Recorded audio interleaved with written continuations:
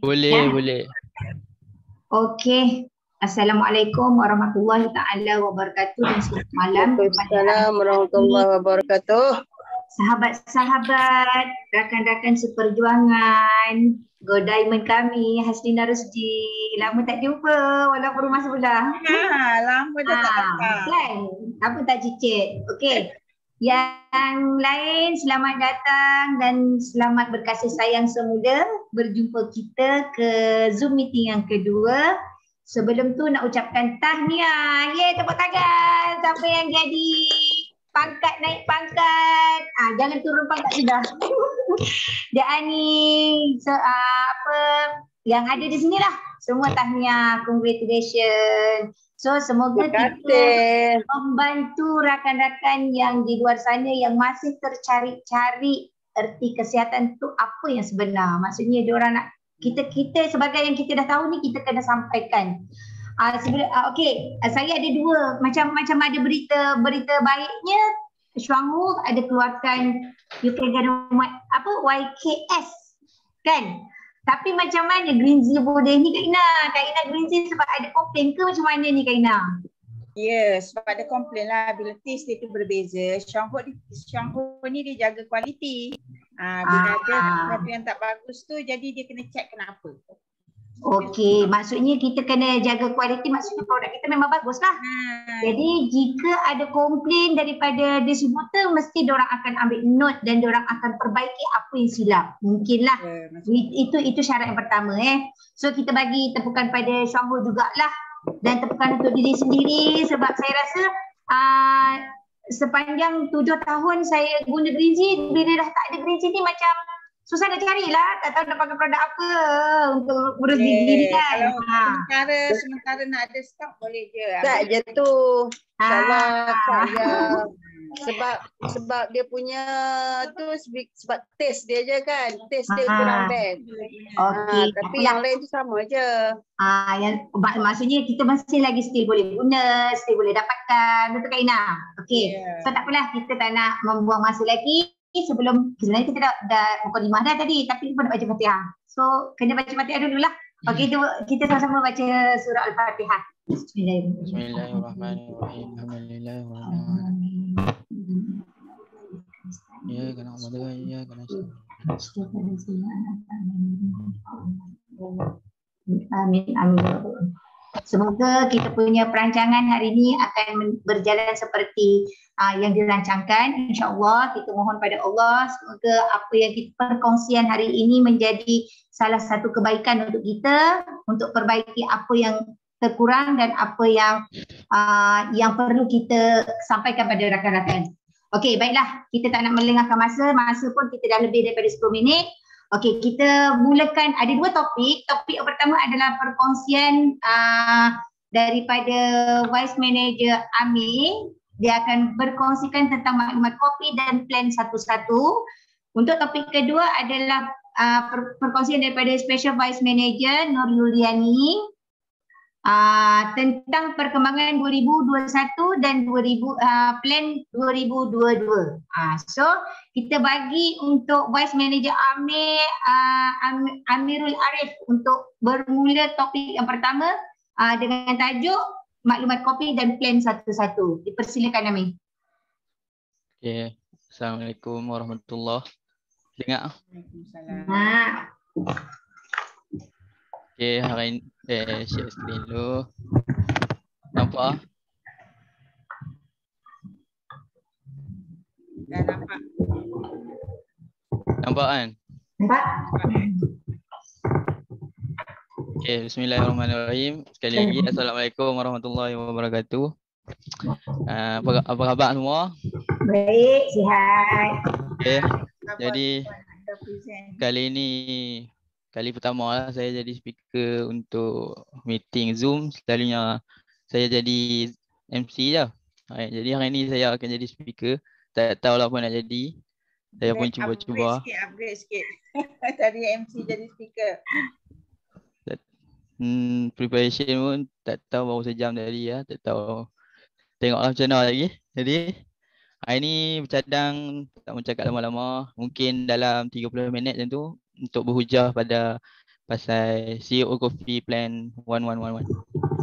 Jadi penyampaian juga taklah begitu formal. Harapnya dengan teknik penyampaian santai-santai ni mampu membuka pemahaman dalam Coffee Plan 111 ni. Jadi apa yang cuba untuk saya sampaikan pada malam ni mungkin tak mudah difahami juga. Mungkin juga tak faham apa. Tapi tak apa, saya cuba sedaya upaya saya untuk menyampaikan dengan baik. Okay. Jadi apa yang saya akan sampaikan pada malam ini adalah CEO Coffee Plan 1111. Okay, sedikit biodata kepada yang tidak mengenali saya. Nama saya diberi Amirul Arif bin Harun Ar-Rashid. InsyaAllah tahun ini 2022 umur saya meningkat kepada 23 tahun. Dan saya juga merupakan pelajar tahun akhir Universiti Tenaga Nasional iaitu Unit 10 di Putrajaya. Dan saya mengambil bidang ijazah sarjana muda kejuruteraan mekanikal. Saya juga anak sulung daripada 7 adik-beradik dan saya merupakan anak kepada Golaiman Haslina Rusdi dan Harun Ar-Rashid bin Ishaq. Jadi hobi saya adalah seorang yang aktif sukan. Jadi sebelum memulakan perkongsian saya pada malam ini, jom kita sama-sama layan apa yang hendak disampaikan dalam video ini. Nanti komen dengar ke tak? Anda malas pergi kerja? Anda mengalami Monday blues? Anda bangun pagi macam bapa pergi kerja lagi? Dengar. Dengar. Okay. Makan pil ini. Dengarlah video ini. Satu kisah orang tanya macam mana nak semangat pergi kerja. Because individu dan beberapa orang yang tengok aku dan juga tim aku pergi travel ke Hulu Kilis since bulan 9 sampai bulan 10 tiap minggu travel over the region, sekejap Terengganu, sekejap utara, sekejap selatan, pusing balik kan. So dia tanya tak letih ke? Macam semangat gila kerja, macam mana jadi kerja semangat? Alright, now ini pasal nak bagi semangat bekerja. Satu benda sahaja yang perlu ada untuk bersemangat bekerja. It's not about motivation. Motivation anda tak perlu. You only need one thing, which is what do you want to achieve? Ataupun apa target anda. Tolong ada misi yang anda nak dengan bekerja. Kenapa anda kerja? Jawab soalan tu. Anda nak capai apa? Capai apa mudah aja. Target sekadar cukup bulan, pergi jalan, dapat cukup makan, boleh enjoy, tak cukup. Apa yang perlu anda buat adalah pertama, target satu misi yang besar. Paling simple lah, paling simple. Orang berniaga burger, seorang berniaga burger, jalan yang sama, burger Ramli yang sama, menu yang sama, harga yang sama. Cuma seorang ini sebelah kiri adalah dia nak berniaga target sebulan dapat 500. Seorang lagi berniaga sebelah kanan, target dia dapat 5,000. Everything is the same except for their target. Now, agak-agak orang 500 ni bangun pukul berapa buka kedai? Pukul 10 pagi. Yang 500 ni tutup kedai pukul apa? 3 petang, 5 petang, awal kan? Kalau orang 5,000, agak-agak dia pukul berapa dia bangun pagi untuk buka kedai dia? 7 pagi dah ready dah. Dan agak-agak pukul berapa dia habis kerja? Pukul 5 petang, 7 petang. Pukul 10 malam sambung lagi. Kenapa? Dia target besar 5,000. Yang ni target kecil 500. Dah cukup capai, selesai lah. Yang ni lagi dan lagi. Let's say lah tak capai 5,000 tapi dapat 4,000. Jauh lagi besar daripada target MC. So, apa target anda bekerja? Besar ke kecil? Kalau kecil, besarkan. Bagi orang bisnes lah, akan nampak jelas. Bagi orang bekerja, gaji memang fix tapi target skill apa anda nak dalam tempoh sekian-sekian anda nak grow ke level mana. Now, yang nombor dua adalah beri makna pada target. Make it meaningful. Kerja ini adalah kerja bermakna. Baru kita ada inspiration. Bangun pagi, aku akan buat sesuatu yang bermakna. Kalau anda bangun pagi, tak ada makna bekerja, itu menyebabkan anda macam, cik, malas lah. Ini buat sambil level je lah. Contoh, dua orang buruh bekerja bina bangunan, nak bina masjid. Kita jumpa buruh yang pertama, kita tanya, bang, buat apa tu? Buat kerja lah. Buat bangunan, dapat upah apa ni? Mulia tak? Mulia? Bagus, rezeki halal. Now, kita jumpa buruh yang kedua, bang, buat apa tu? Oh, ini buat masjid ni. Oh, dapat upah juga dan sambil-sambil dapat saham akhirat ni. Now, he goes meaningful. So, dapat saham akhirat jauh lebih besar hanya sekadar dapat ganjaran duniawi.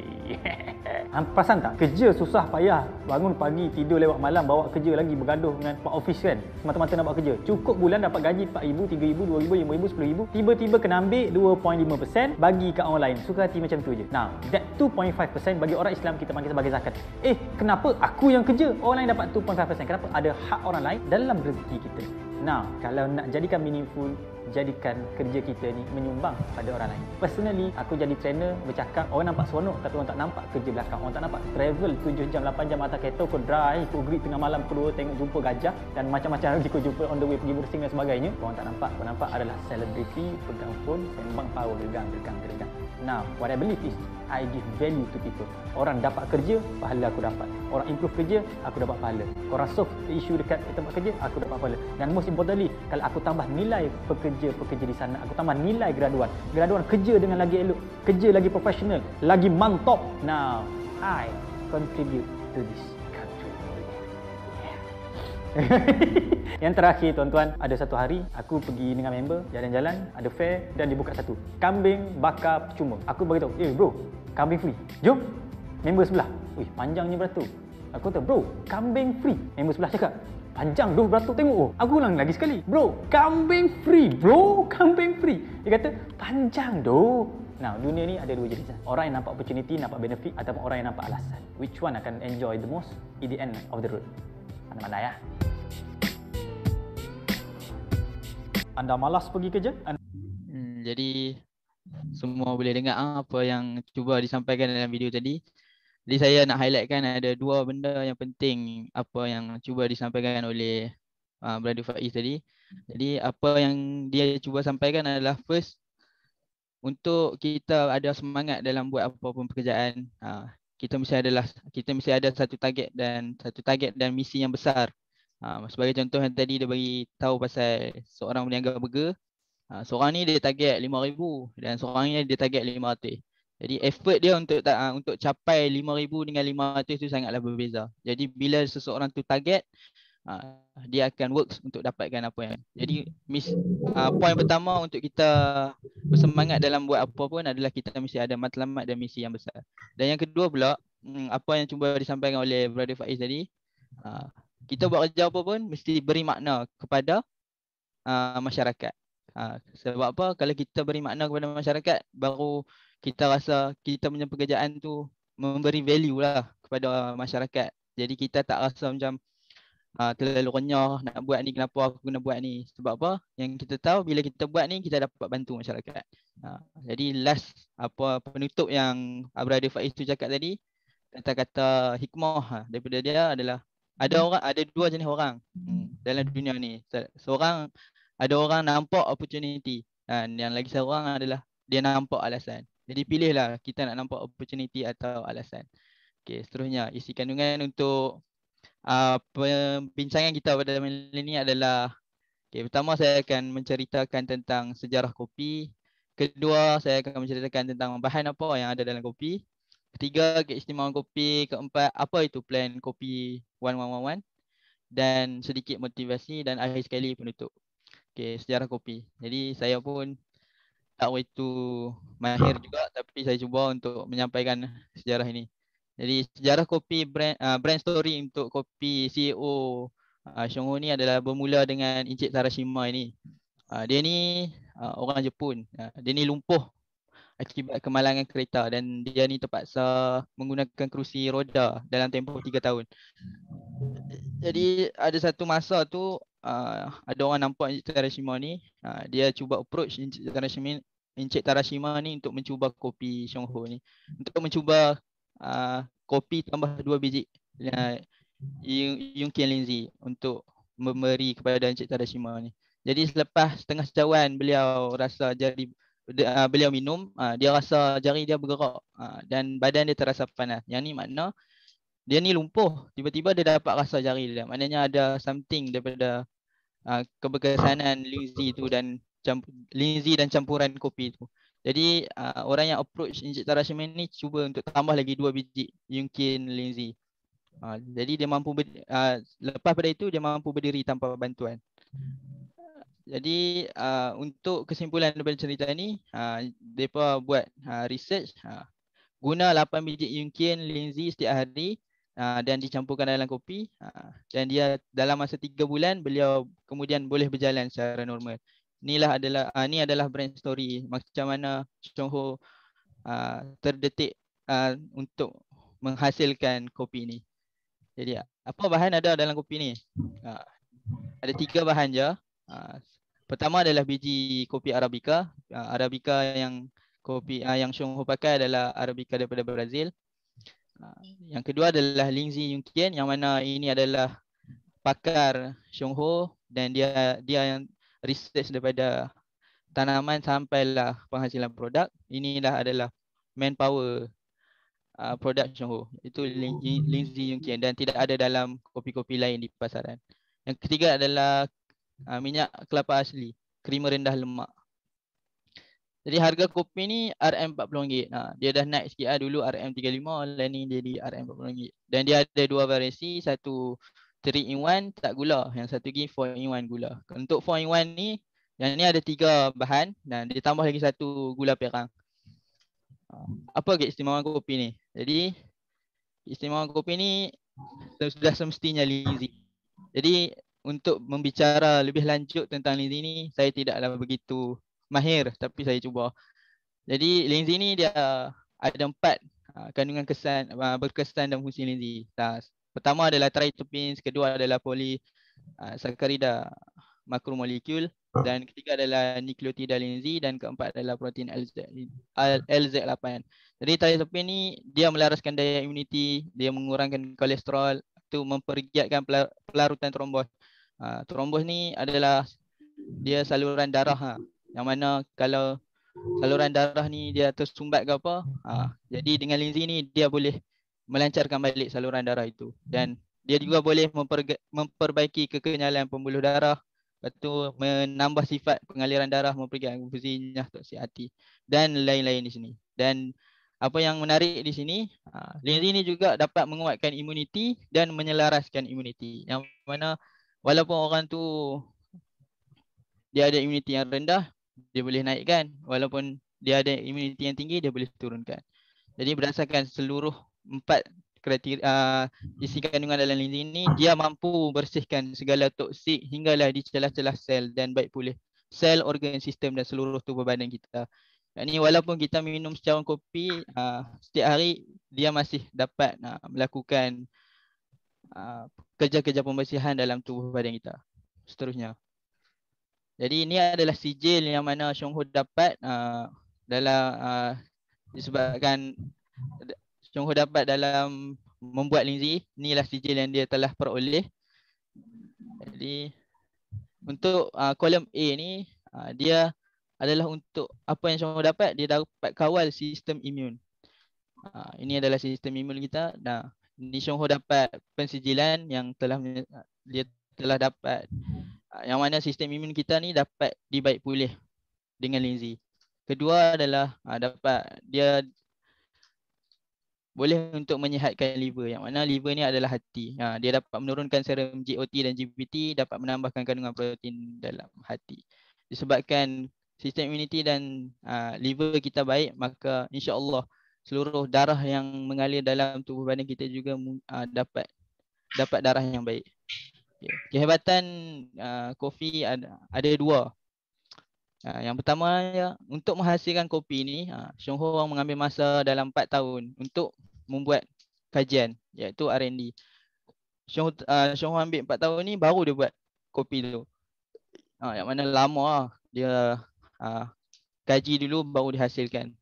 Yang kedua adalah syarat yang ketat, yang mana banyak pengeluar tak mampu menepati syarat yang Chong Ho tetapkan. Yang mana Chong Ho nak kopi tu rasa enak, aroma yang best dan bahan alami yang selamat.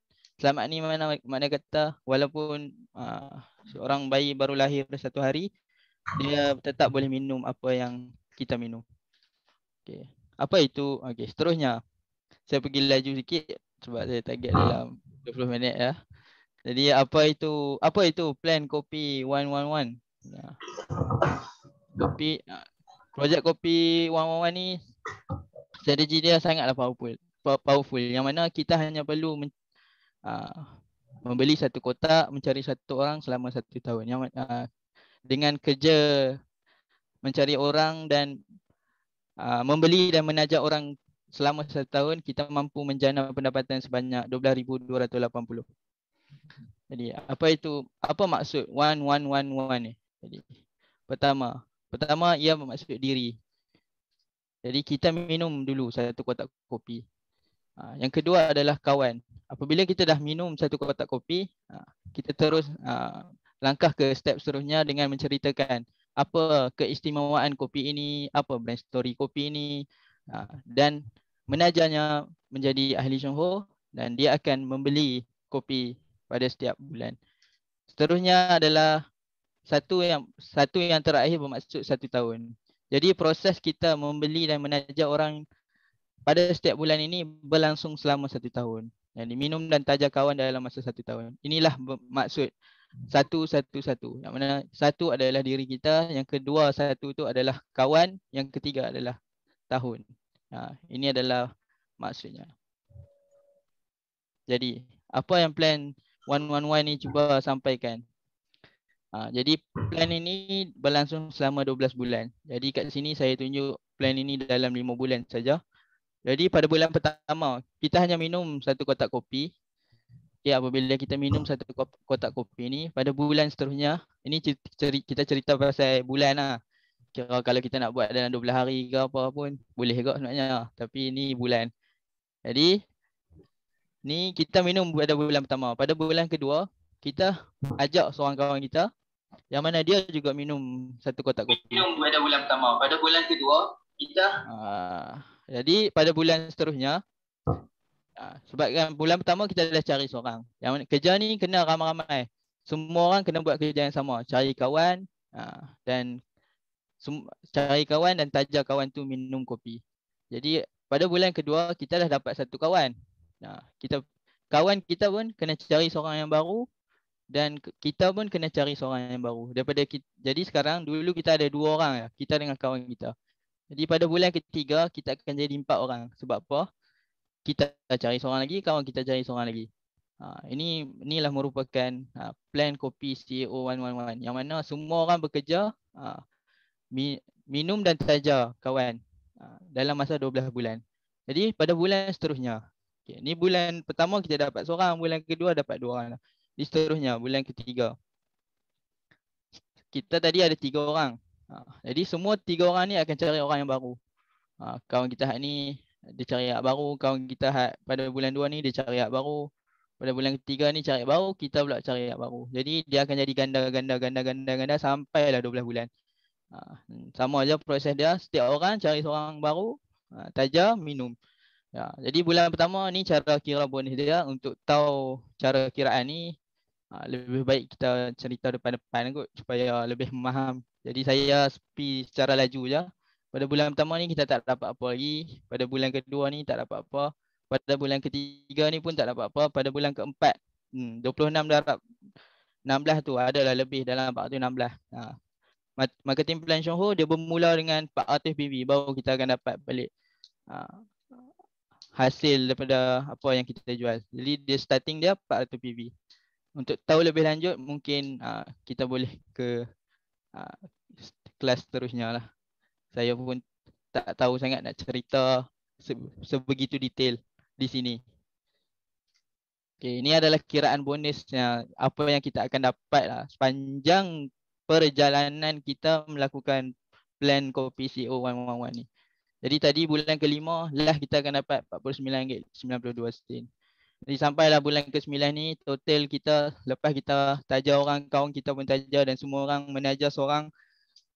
Jadi pendapatan kita boleh dapat bersih pada bulan tu adalah RM1,580.80. Pada bulan ke-10 ni, kenapa ada bonus kepimpinan? Disebabkan hasil daripada kerja-kerja ni kita dapat melahirkan seorang vice manager. Untuk mengetahui macam mana ada bonus kepimpinan ni, saya serahkan kepada next kelas lah macam mana nak kira. Okey. Okay, kita seterusnya pergi strategi plan 1111. Jadi senangnya saya buat kepada 5, iaitu jemput, rasa, cerita, terang, closing. Jemput. First untuk kita mula dengan plan kopi CEO ni, kita jemput kawan kita minum kopi. Kita jemput dia, jadi lepas kita jemput dia duduk depan kita, kita bagi rasa kopi. Secawan kopi. Lepas dia dah rasa dan dah bau aroma kopi tu, kita cerita ni kopi ni apa, brand story dia apa, keistimewaan dia apa, kehebatan kopi ni apa. Lepas pada cerita tu, kita boleh masuk kepada plan 111 jika dia berminat untuk mengetahui lebih lanjut apa dia yang kita boleh buat dengan kopi ni. Lepas je kita terang semua, closing. Itu adalah sedikit strategi cara untuk kita lakukan plan 111 ni. Jadi saya rasa dalam 20 minit juga saya bercakap ni. Sedikit motivasi yang mana mungkin memberi sedikit semangat untuk semua orang melakukan kerja dalam Syongho ini.